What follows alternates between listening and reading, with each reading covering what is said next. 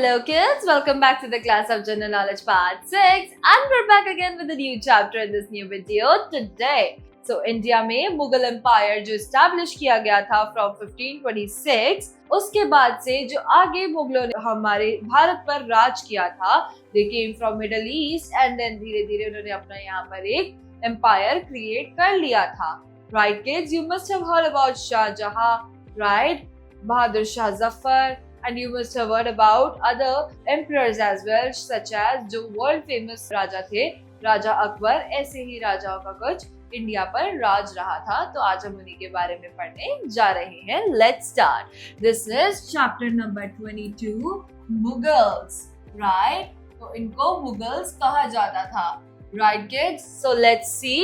Write the names of the following books. तो नीचे दी गई है कुछ मुगल्स के द्वारा लिखी गई मुगल्स की बुक्स और हमें हेल्प लिस्ट की मदद से ये जानना है और बताना है कि वो बुक्स क्या नाम था उन बुक्स का और वो किस लिए लिखी गई थी.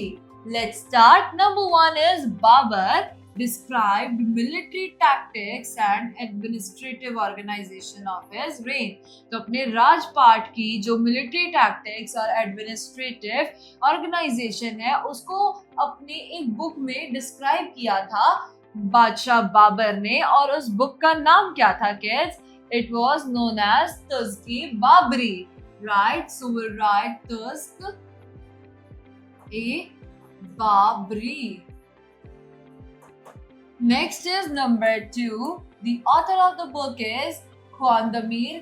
तो इस बुक के ऑथर का नाम है ख्वान दमीर और उन्होंने इस बुक में हुमायूं की एडमिनिस्ट्रेशन, फेस्टिवल और building of that period explain किया था कि उनकी बिल्डिंग उस पीरियड में किस तरीके की थी, कैसे उनके फेस्टिवल्स थे और कैसे उनका एडमिनिस्ट्रेशन था, राइट? उनके राजपाट के बारे में सारी जो डिस्क्रिप्शन थी वो ख्वान दमीर ने अपनी किताब में लिखी थी और उस बुक का नाम था कानून-ई-हुमायूनी. We'll write कानून-ई-हुमायूनी.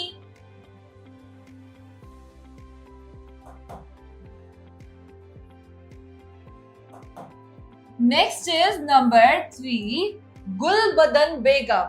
Who was Gulbadan Begum? Gulbadan Begum was the sister of Humayun. वो सिस्टर थी हुमायूं की and she wrote the biography of Humayun. Humayun की बायोग्राफी क्या होता है कि पैदा होने से लेकर उनकी डेथ तक के उन्होंने जितने काम, जैसे उनकी परवरिश, कहाँ वो रहे, क्या उन्होंने खाया, हर चीज की एक डिटेल जो होती है उसको बायोग्राफी कहा जाता है कि उनकी क्या अचीवमेंट्स रही हैं उस इंसान की और कैसे प्रवृत्ति के वो इंसान थे, क्या क्या उन्होंने किया है अपनी पूरे लाइफ टाइम में, ये उसके अंदर लिखा जाता है एक बायोग्राफी में. और गुलबदन बेगम जो थी, जो सिस्टर थी हुमायूं की, उन्होंने अपने भाई के ऊपर ही एक बायोग्राफी उनकी लाइफ की लिखी थी जिस बुक का नाम रखा गया था हुमायूं नामा.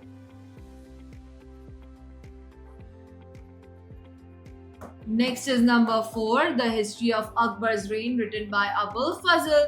तो जो अकबर के राजपाट के बारे में जितनी भी हिस्ट्री लिखी गई थी, जितनी भी उसके बारे में इंफॉर्मेशन लिखी गई थी, वो लिखी थी अबुल फजल ने. अबुल फजल द्वारा ये किताब लिखी गई थी और इस किताब का नाम था अकबर नामा.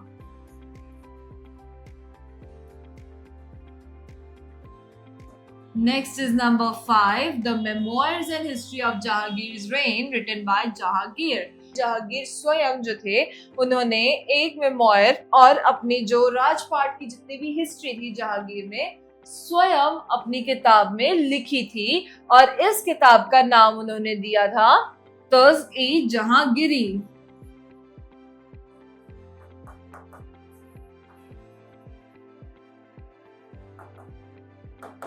Number 6, the history of the reign of Shah Jahan given by Muhammad Inayat Khan. तो शाहजहां के राजपाट की हिस्ट्री जो थी वो एक किताब में लिखी गई थी और उस किताब को लिखने वाले इंसान का नाम था मोहम्मद इनायत खान. मोहम्मद इनायत खान ने ये किताब लिखी थी और इस किताब का नाम था शाहजहां नामा. So we'll write शाहजहां नामा. Next is number 7, a compendium of Aurangzeb's letter. Aurangzeb के लेटर का कंपेंडियम जो लिखा गया था का नाम था रख्त ए आलमगिरी. So we'll write रख्त ए आलमगिरी.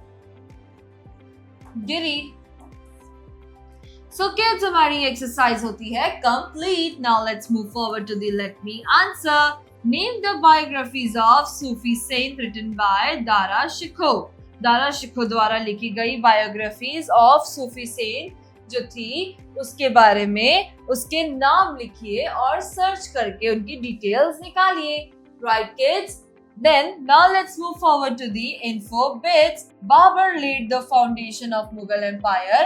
जो बादशाह बाबर थे उन्होंने मुगल एम्पायर की फाउंडेशन की थी यानी कि उसकी नींव रखी थी. एंड इंडिया में 1526 सीई से ही जो मुगल एम्पायर था वो स्टार्ट हो गया था. So with this kids we are done with another chapter of general knowledge part 6. We will be back again with a new chapter in a new video. Till then, bye bye, take care and thank you kids.